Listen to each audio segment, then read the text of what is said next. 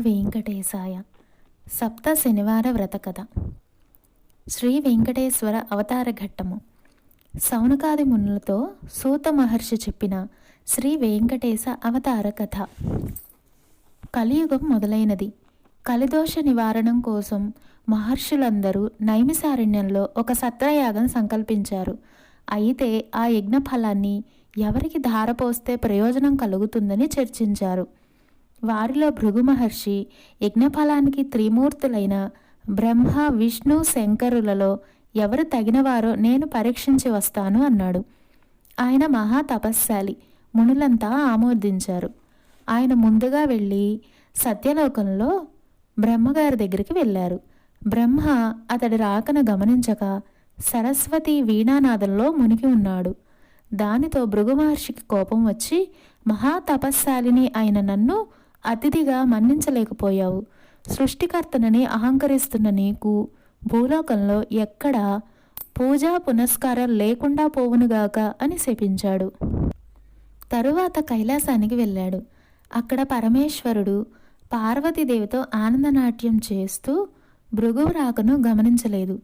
దానితో భృగు మహర్షి కోపంతో, శంకర, నీవు నాట్య విలాసాల్లో మునిగి మహా తపస్శాలిని అతిథిని అయిన నన్ను నిర్లక్ష్యం చేశావు కనుక భూలోకంలో నీకు లింగ రూపంలోనే కానీ నిజరూపంలో ఆరాధన జరగకుండుగాక అని శపించాడు.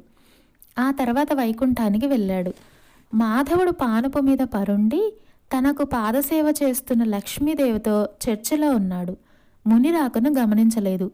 భృగువు వెళ్ళి, అతిథిగా వచ్చిన నన్ను అవమానిస్తావా అంటూ విష్ణుమూర్తి గుండెల మీద తన్నాడు. ఒక్కసారిగా లోకాలన్నీ కంపించాయి.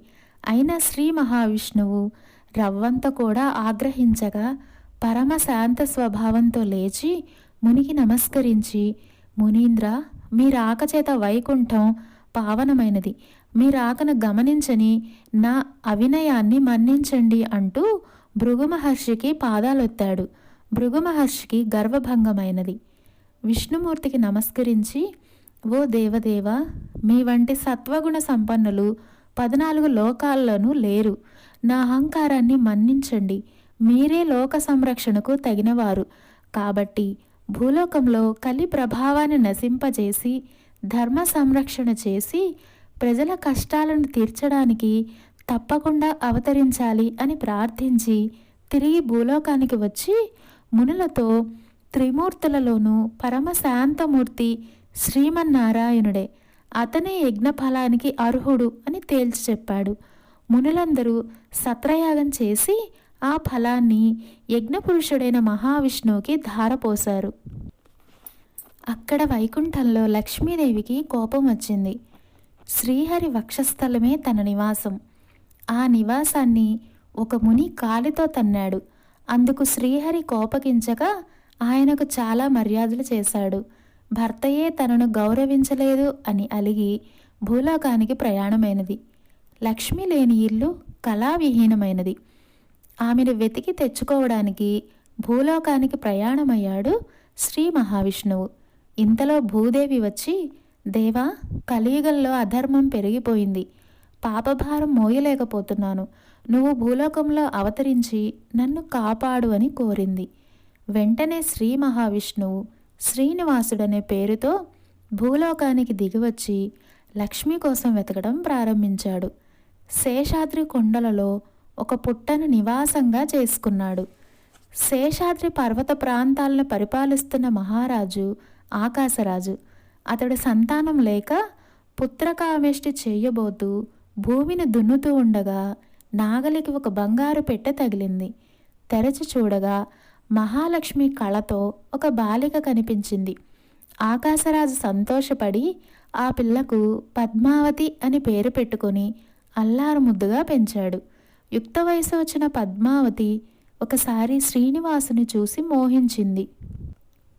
తల్లిదండ్రులకు చెప్పగా ఆకాశరాజు వచ్చి చూసి శ్రీనివాసుని తేజో విశేషాలకు ఆశ్చర్యపడి అతడే శ్రీ మహావిష్ణువని భావించి పద్మావతినిచ్చి వివాహం చేశాడు. ఆకాశరాజు తర్వాత అతడి తమ్ముడు తొండమానుడు రాజయ్యాడు. శ్రీనివాసుడు వెంకటేశ్వరుడు అనే నామంతో తిరుమల శిఖరాల మీద కలియుగాంతం వరకు నివసించాలని నిశ్చయించుకొని సాలగ్రామ శిలారూపుడై పద్మావతి భూదేవులతో కలిసి నివసించసాగాడు. తొండమానుడు శ్రీ వెంకటేశునికి ఆలయం నిర్మించాడు. తనను సేవించే భక్తులకు కల్పవృక్షం లాంటివాడై శ్రీనివాసుడు ఇప్పటికీ భక్తులను సంరక్షిస్తూ అక్కడ నిలిచి ఉన్నాడు. సౌనకాది మహామునులంతా సూతుడు చెప్పింది విని వెంకటాచలంపై వెలిసాక శ్రీనివాసుని అనుగ్రహం పొందిన వారు ఎవరైనా ఉంటే వారి కథను వినిపించు అని సూతుడిని అడిగారు. సూతుడిలా చెప్పసాగాడు. కుమ్మరి భీము కథ. తిరుపతి మహాక్షేత్రానికి సమీపాన ఒక పల్లెలో భీముడు అనే కుమ్మరివాడొకడు కలడు. అతడు నిరుపేదవాడు. కుండలను తయారు చేసి వాటిని అమ్ముకొని జీవించేవాడు. వానికి శ్రీనివాసునిపై భక్తి ఎక్కువ. చిరకాలము దేవుని పూజించవలెను అని ఉన్నను కుటుంబ పరిస్థితిని బట్టి అతనికి అవకాశం ఉండేది కాదు. అందువలన తాను కుండలను తయారు చేయే ప్రదేశాన శ్రీ వెంకటేశ్వర స్వామివారి ప్రతిమను ఉంచుకొనెను. సారెపై కుండలను తయారు చేసేటప్పుడు తన చేతికి అంటిన మట్టిని పుష్పముగా చేసి భక్తితో స్వామివారి ప్రతిమ వద్ద ఉంచేవాడు. అది వానికి నిత్యకృత్యమయ్యను. ఆ ప్రాంతమును పరిపాలించు రాజు తొండమానుడు కూడా శ్రీ వెంకటేశ్వర స్వామి యందు భక్తి కలవాడు. అతడు ప్రతిదినము వెంకటాచలమునకు పోయి స్వామివారిని బంగారు పూలతో అర్చించేవాడు. కొంతకాలానికి అతడిలో అహంకారము పొడసూపెను.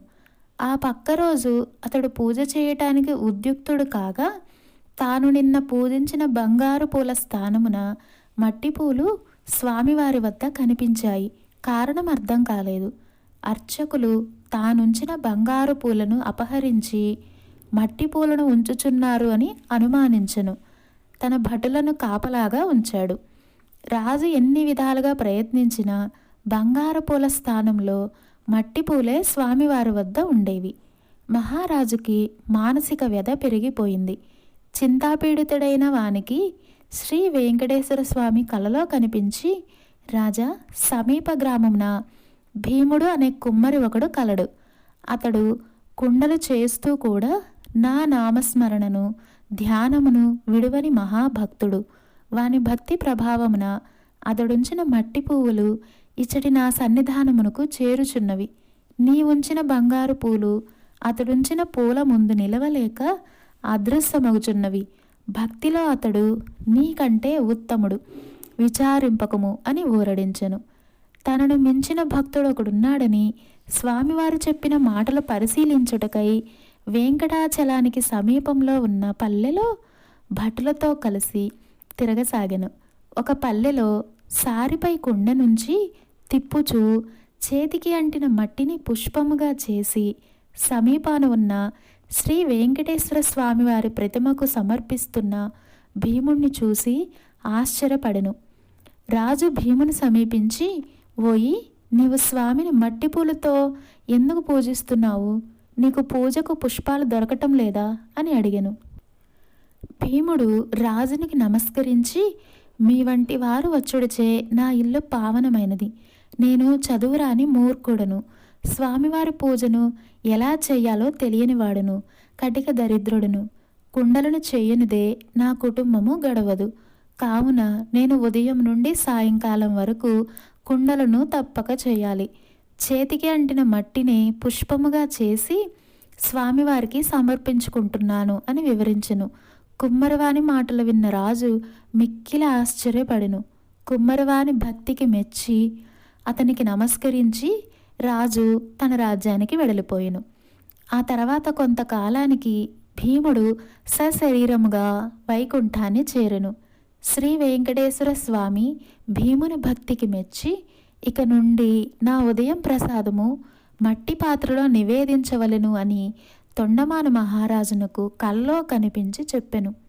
ఈనాటికి స్వామివారి సన్నిధిలో ఈ ఆచారము పాటించుచు ఓడు అనే ప్రసాదాన్ని మట్టి కుండలతోనే నివేదన చేస్తూ ఆరాధించుచున్నారు. తొండమానుడు శ్రద్ధాభక్తులతో శ్రీ వెంకటేశ్వర స్వామిని అర్చించుచు నిత్యోత్సవములు, రథోత్సవములు, సమారాధనలు మొన్నగు వారిని జరిపించుచు మరుజన్మలో విష్ణులోకమును చేరెను. శనైశ్చర శ్రీ వెంకటేశ సంవాదము. ఒకసారి శనైశ్చరునికి మానవులెవ్వరూ తనను భక్తితో సేవించటం లేదని, భయంతో మాత్రమే పూజిస్తున్నారని విచారం కలిగింది. అప్పుడు వెంకటేశునికి తపస్సు చేయగా ఆయన సాక్షాత్కరించారు.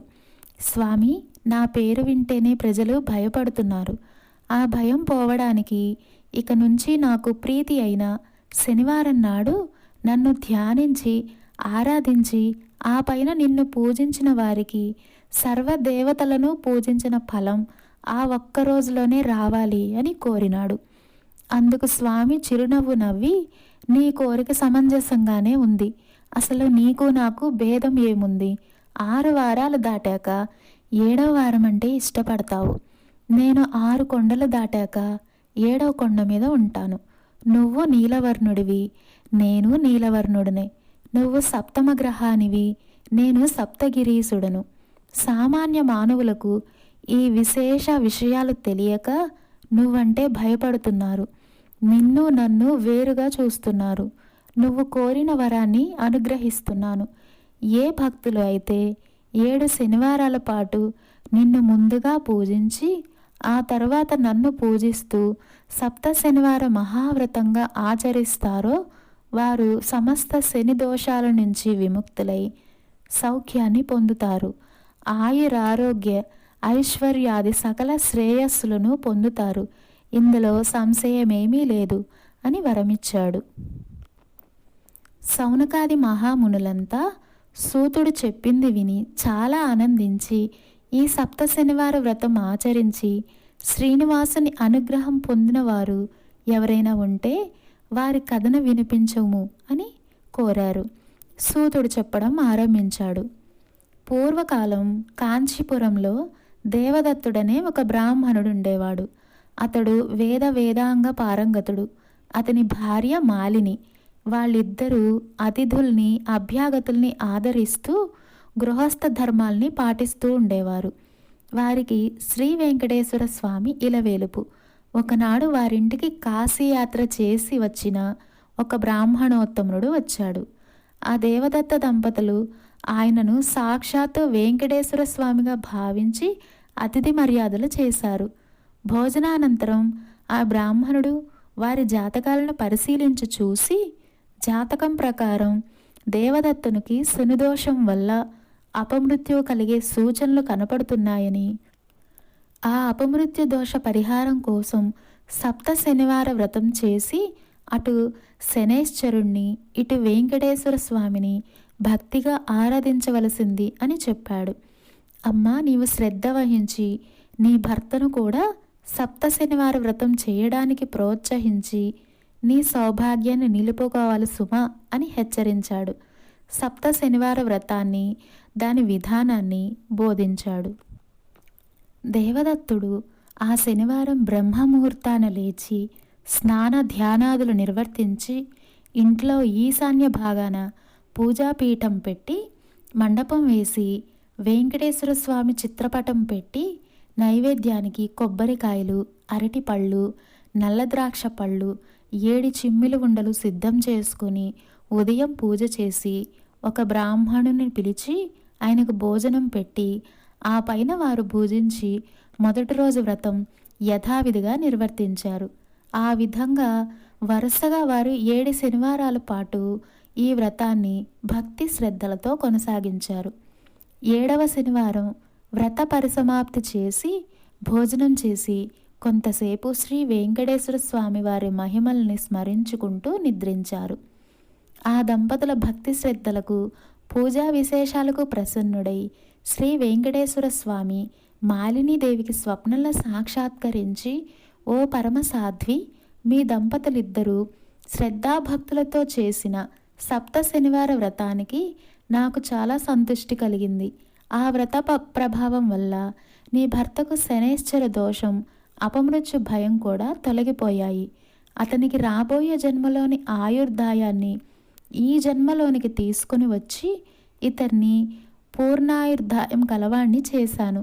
మీరిద్దరూ సుఖశాంతులతో ఆనందంగా నిండు నూరేళ్లు జీవించి ధర్మార్థ కామ మోక్షాలనే 4 పురుషార్థాలని సాధించుకుంటూ మీ మానవ జన్మను సార్థకం చేసుకోండి అని దీవించి అదృశ్యుడైనాడు. వెంటనే ఆమె లేచి భర్తను లేపి తన స్వప్న వృత్తాంతాన్ని వినిపించింది. ఆయన కూడా సంతోషించి భార్యను అభినందించాడు.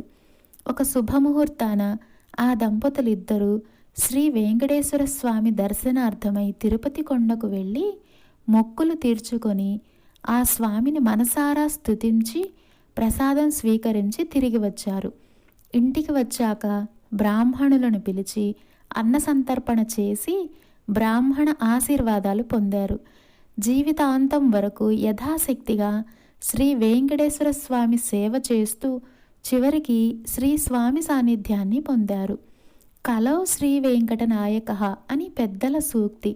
కలియుగంలో శ్రీ వెంకటేశ్వర స్వామిని మించిన ఆరాధ్య దైవం లేడు. ఈ సప్త శనివార వ్రతంతో ఆయనను ఆరాధించిన వారికి శనిదోషాలు తొలగి శ్రీ స్వామి అనుగ్రహం లభిస్తుందని సూతుడు సౌనకాది మహామునులకు వినిపించాడు. శ్రీ స్వామివారికి మిక్కిలి ఇష్టమైన ఈ శనివార వ్రతం చేసిన వారికి ఉన్న అన్ని కష్టములు తీరిపోవును, గ్రహబాధలు తొలగిపోవును, సంపదలు భోగభాగ్యాలు కలుగును, వారికి వారి కుటుంబానికి సర్వశుభములు కలుగును. శనివార వ్రతమును ఆచరించిన వారికి అసాధ్యమన్నదే లేదు. ఈ కలియుగాన శనివార వ్రతము మానవులకు కల్పవృక్షము వంటిది. శనివార వ్రతమును చేసి స్వామివారిని అర్చించి స్తుతించి ఈ కథను చదువుకొనిన వారు ధన్యులు. కావున మనమందరము కూడా యథాశక్తిగా శనివార వ్రతమును ఆచరించి శ్రీ వెంకటేశ్వర స్వామివారి అనుగ్రహమును పొందెదముగాక. లోకా సమస్తా సుఖినో భవంతు. ఓం నమో వెంకటేశాయ.